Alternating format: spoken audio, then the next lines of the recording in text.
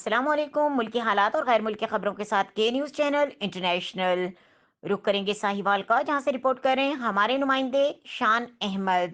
District traffic officer Sahiwal doctor Asif Kamal کی ہدایت پر traffic education road safety unit نے فیصل موورز ٹرانسپورٹ اڈا ساہیوال میں ڈرائیور حضرات کو دھند اور اسموک کے دوران محفوظ ڈرائیونگ کرنے کے لیے آگاہی لیکچر دیا۔ انہوں نے ڈرائیور حضرات کو تلقین کرتے ہوئے کہا کہ دھند میں ڈرائیونگ کے دوران فوگ لائٹس کا استعمال یقینی بنائیں، تیز رفتاری کا مظاہرہ مت کریں بلکہ گاڑی کی سپیڈ کو کم رکھیں، سامنے والی گاڑی کی بیک لائٹس کو دیکھتے ہوئے مناسب فاصلہ برقرار رکھیں، گاڑی چلاتے وقت اسکرین وائپرز ورکنگ حالت میں ہوں، دھند کے دوران ڈبل اشارے کا استعمال بھی لازمی کریں اور جب تک دھند کلیئر نہ ہو جائے اس وقت تک گاڑی کی ہیڈ لائٹس اور بیک لائٹس کو ہمیشہ روشن رکھیں۔